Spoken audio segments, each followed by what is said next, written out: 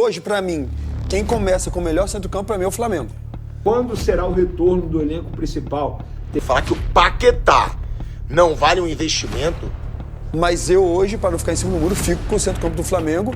E para mim, Também Lucas Paquetá não foi relacionado para o jogo desse final de semana. que de repente clareia jogada num toque só na bola, você tem o Jorginho. O Casagrande, ou eu vou escutar o Guardiola? O Paquetá pode até fazer isso aí, mas não. E o Paquetá, hein? Como é que ele, se chegar... Mercado da Bola. Seja muito bem-vindo ao nosso canal e eu trago para você o Felipe Melo no programa do Seleção aí do Sport TV. Trago também aí um corte do Pilhado, todos eles falando a respeito do Lucas Paquetá, e trago o Vene Casagrande fazendo um giro de notícias a respeito do Flamengo. E você, torcedor, que chegou até aqui em nosso vídeo, em nosso canal, não esqueça de deixar o seu like, que isso ajuda pra caramba a gente aqui na plataforma. E além de nos ajudar, também se inscreva também em nosso canal.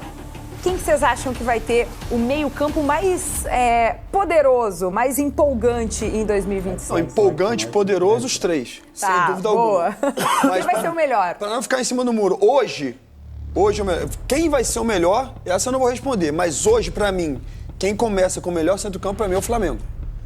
Porque já, assim, pode até ser que chegue o Paquetá para fazer parte dessa constelação, mas mesmo que não venha, esse time do Flamengo, esse centro-campo do Flamengo foi o que dominou o Campeonato Brasileiro do ano passado, a Libertadores, e já se conhecem.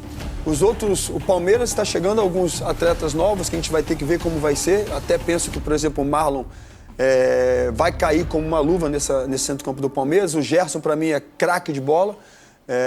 Então, sem dúvida nenhuma, vai colocar a camisa do Cruzeiro, vai vestir a camisa do Cruzeiro como se, de repente, já tivesse no Cruzeiro há muito tempo. Mas eu hoje, para não ficar em cima do muro, fico com o centro-campo do Flamengo e, para mim, até com uma certa margem, o Flamengo hoje é o melhor centro-campo do Brasil. Você é um cara que, de repente, clareia jogada num toque só na bola, você tem o Jorginho.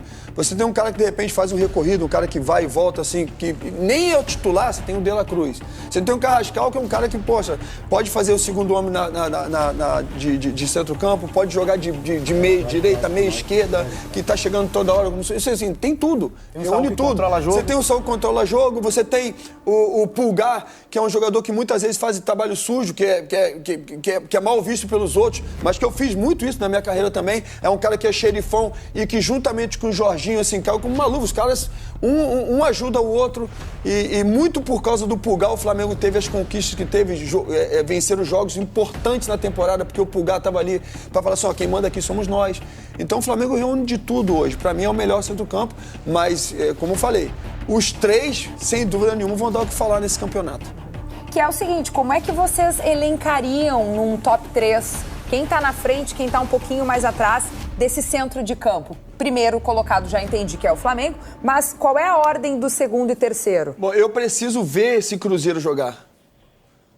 Então eu não vou falar no papel, eu preciso ver para tecer algum comentário. Então hoje, para mim, Flamengo, Palmeiras, Cruzeiro. Porque eu não vi esse Cruzeiro, não vi o Gerson jogar, ainda não atuou, ainda não estreou com a camisa do Cruzeiro.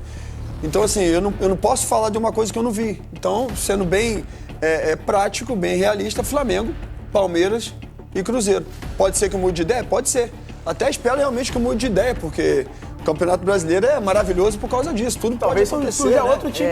Que talvez surja outro time. De fato, a gente está aqui para falar isso. Certamente surgirá. Certamente surgirá. Ano passado nós falávamos começou a temporada, não, esse time vai brigar até o final. E não foi o que aconteceu. Era o Inter.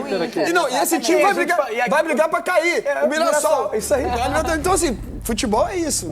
Como vai ser o Lucas Evangelista? Eu não tenho dúvida de que a volta do Lucas Evangelista, a chegada do Marlon no Palmeiras, eleva o patamar, porque o Palmeiras precisava de um líder dentro de campo também. Não só o Gustavo Gomes, perdeu agora um grande líder que é o Everton. Então a chegada do Marlon, capitão do Botafogo, capitão do Botafogo histórico, ganhou o título histórico do clube. Então, assim, eu projeto esses três times aí fazendo realmente a diferença. Não tem como você não projetar outra coisa que não seja realmente os três brigando por vitória, brigando por títulos. Mas eu não tenho dúvida alguma de que a gente vai ter nesse caminho, nesse percurso, outros times, e eu não falo um só não, outros times que vão falar assim, caramba, olha só, poderia ter falado desse e não vai falar porque os caras vão brigar também. Gostei da disposição para projetar. Eu quero falar um pouquinho mais do Gerson e do que se espera dele para essa temporada de 2026. O Tite pediu esse jogador. Eu fico pensando se a gente vai ver esse Gerson que a gente viu no começo da temporada de 25 no Flamengo ou se tem uma mudança para esse Gerson que estava no Zenit, que teve alguns problemas de lesão, a gente sabe que ficou um pouco fora, e se isso também interfere no ritmo de jogo, na capacidade física, na competitividade dele nesse período pequeno que ele ficou na Rússia. Talvez em áreas também.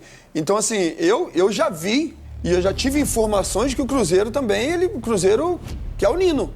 O Cruzeiro sondou o Nino.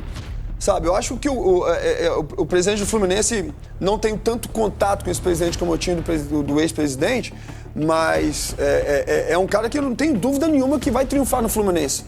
Porque faz parte dessa gestão do Fluminense, de realmente, essa gestão vencedora do Fluminense, desses últimos anos que vem conquistando títulos, né? Ano passado não, mas acabou fazendo um bom campeonato e voltou para a Libertadores. É um cara que ama o clube também, conhece o Fluminense desde muito tempo. É um presidente raiz e por isso deu entrevista e falou, não, vou chegar lá e quero o Nino. Pro Ares, vamos fazer todo o esforço possível pra gente repatriar o Ares novamente, trazer o Ares pro Brasil novamente, trazer o Ares pro Fluminense novamente. Porque eles sabem que existem outros clubes grandes que também querem esses atletas. O Nino é um jogador nível seleção brasileira. E o Passarinho falou já, também que é um dos clubes também que já foi falado do Palmeiras, mas esse mesmo Passarinho me falou que o Nino, o Zenit não abre mão do Nino pelo menos até o meio do ano. Tá buscando o campeonato agora, o Nino é super importante, fala russo fluente em tão pouco tempo, mas eu tô com uma esperança muito grande de ver o Nino voltar ao Brasil no meio do ano, né? Agora eu acho um pouco difícil, mas o Cruzeiro é um time que também tá de olho. Que janela, senhoras e senhores, estamos tendo nesse início de 2026. E o Paquetá, hein? Como é que ele, se chegar, a gente às vezes tem que cuidar para não escorregar nessa. Como é que entra no time do Flamengo? Calma, gente, ainda não tá fechado o negócio, o Flamengo tá fazendo um super esforço, o Paquetá também, o West Ham tá segurando um pouco aí, né, a corda para liberar o jogador. Primeiro homem na frente da defesa, então assim, o Paquetá pode até fazer isso aí, mas não, como primeiro homem, Paquetá, isso aí não. Aí seria o Pulgar. Exatamente. Então vamos ver assim, número 8. Função de um número 8. Número 8. Assim, quem tiver vai sair, porque o Paquetá, pra mim, é o cara que vai. É o número 8. Porque o 10 não tem. O 10 você tem o Arrascaeta que não dá. O Arrascaeta é o craque não é o craque do Brasil, né? O Arrascaeta é o rei da América. Rei da América. Isso. Então, assim, já não dá. Então, se quiser colocar no lugar do Carrascal, ok. Então, no lugar do. Não sei. É o número 8. Pra mim vai ser o número 8. Essa função do número 8. De repente, é o segundo homem na frente, chegando lá e, sabe, pra finalizar, um pouco mais aberto, como você falou, Losete. As únicas duas posições que eu não vejo o Paquetá jogando realmente é no lugar do Jorginho ou no lugar do Arrascaeta. O resto. Pronto. O Casagrande resolveu aparecer para falar que, na opinião dele, não vale a pena pagar 40 milhões de euros pelo Paquetá. Que ele faz ali várias funções, mas não é decisivo em nenhuma delas. Se fosse, seria titular da seleção brasileira. Só que aí eu fico pensando, eu vou escutar o Casagrande... Sério, o Casagrande... ou eu vou escutar o Guardiola, maior treinador da história do futebol mundial, que achava que deveriam ser pagos 60 milhões de euros pelo Paquetá. O Manchester City do Guardiola quis comprar o Paquetá por 60 milhões de euros, quando deu toda aquela polêmica lá das apostas esportivas, né? Que o Paquetá sofreu ali a investigação e que ele foi inocentado. Aí eu fico só refletindo isso.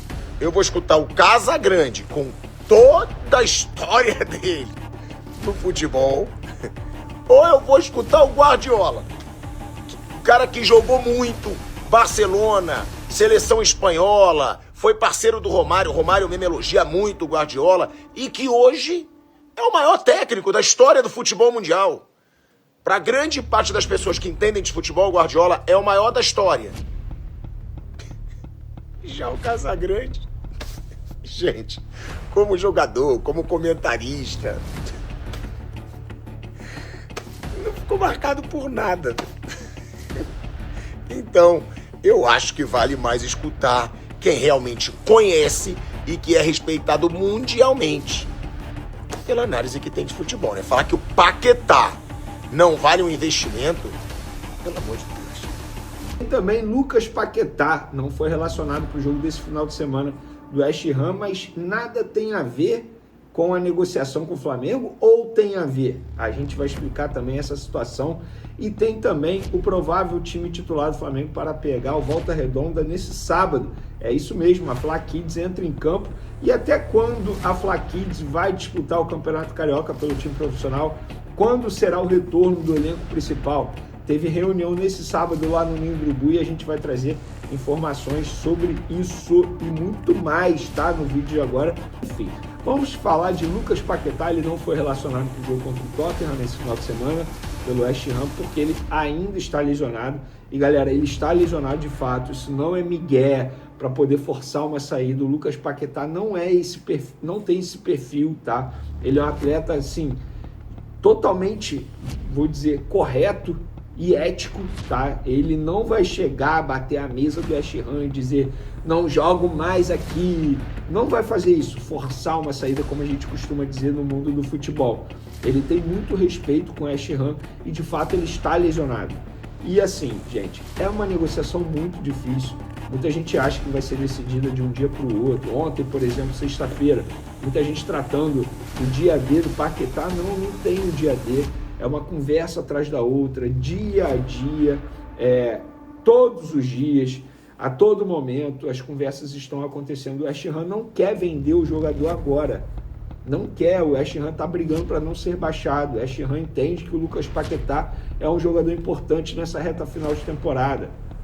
E o Flamengo não ficou muito animado com aquela proposta do West Ham de vender o jogador, mas o Flamengo emprestar o jogador até o fim da temporada lá na Inglaterra. O Flamengo não ficou muito animado com essa ideia. O Flamengo entende que não seria o melhor caminho. Então, conversar. Vai conversando, tendo paciência. Aí é uma opinião, entendendo todos os lados, ouvindo todos os lados. Eu acho que o Lucas Paquetá vai jogar no Flamengo. Para mim, a grande dúvida é se agora, nessa janela, ou só no meio do ano, quando acaba a temporada lá na Inglaterra. Fazendo uma comparação, foi basicamente o que aconteceu com o Jorginho no ano passado. E, gente, assim, eu vejo muita gente falando assim, nossa, tudo no Flamengo se torna novela. Vocês têm noção da magnitude dessa contratação, do tamanho dessa contratação? O Flamengo pode investir 40 milhões de euros, tirar um jogador titular de uma equipe da Premier League, jogador que vai disputar uma Copa do Mundo e com 28 anos, ou seja, no seu auge da parte física, um jogador que está performando em altíssimo nível. Vocês têm noção do tamanho dessa contratação? Vocês acham que para fazer uma contratação como essa é igual videogame, é igual LFoot? Toma aqui o dinheiro, eu tenho dinheiro, toma aqui, vou levar o jogador. Gente, não é assim. Vai ser uma negociação longa. É uma contratação, caso aconteça, que será uma das maiores do futebol brasileiro nos últimos anos. Em valor, vai ser a mais cara.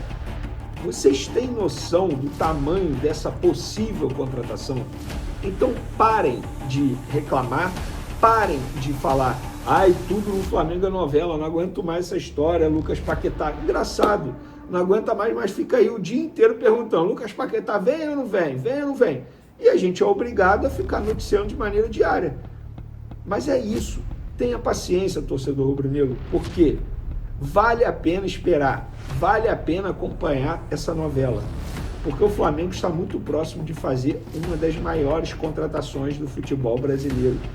O Lucas Paquetá tem tudo para deitar no futebol brasileiro.